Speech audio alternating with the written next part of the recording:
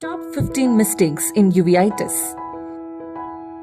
Let us think opposite for a few while. This is to learn from mistakes, avoid pitfalls. You will agree that while driving a car, control on brake is more important than on the accelerator. The skill levels of a long-running marathoner is entirely different from that of a sprinter. Right, they need a different approach in the game. When we approach a uveitis, chronic uveitis, treated with short-acting topical steroids, prednisolone. Acute uveitis, treated with long-acting steroids, dexamethasone, can cause reactivation of uveitis, so appropriately choose them. Prolonged use of long-acting cycloplegic like Atropine causes posterior synechiae in the dilated state. Best technique of synechialysis is keep the iris mobile.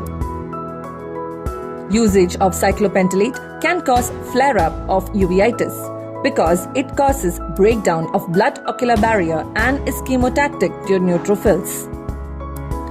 Topical therapy to treat posterior pole disease is an error. The phakic patient's eye will not usually permit enough steroid to get to the posterior pole. In severe uveitis, there is always risk of infection. IVTA in acute retinal necrosis, toxoplasma. Rule out infectious etiology before giving periocular or intraocular steroids.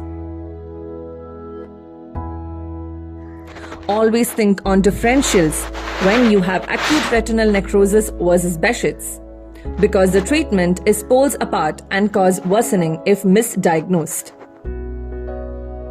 In treating pediatric cases, under-treating anterior segment diseases in children is often seen.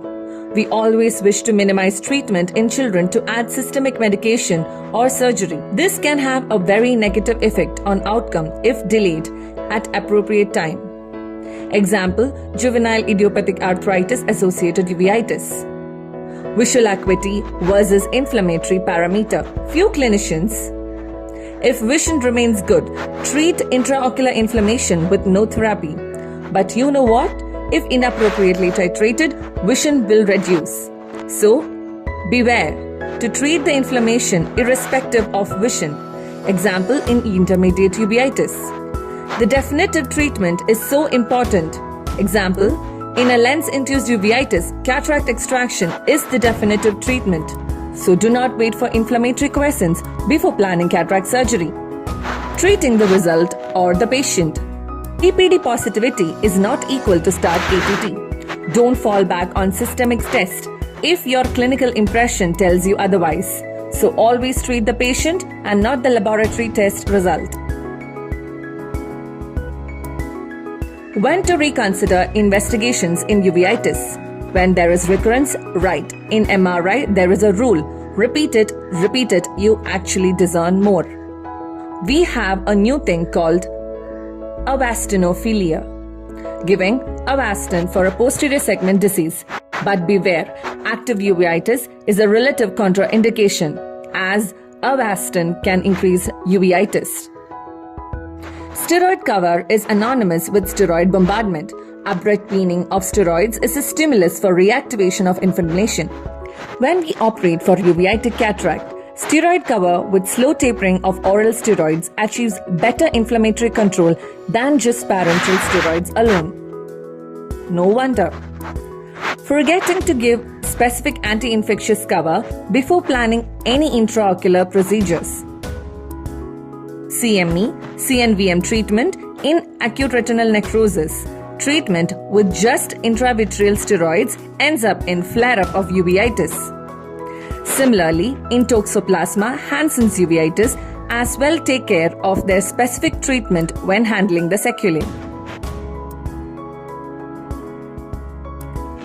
Treating Fuch's uveitis. No topical steroids, no cycloplegics, no oral or posterior subtenon steroids. Beware. Carefully assess uveitic activity in uveitic glaucoma. Activity of uveitis is dependent on intrinsic parameters of cells, like its mobility. Just the presence of cells does not necessarily mean uveitis is active. So look for the intrinsic activity. or else over-treatment is counterproductive. Never forget the sequelae as well. Vision loss in uveitis is multifactorial due to not only cataract, glaucoma, but also cystoid macular edema, choroidal neovascular membrane, cycloplegic membrane as well. So carefully consider them and treat them in addition to treatment of uveitis.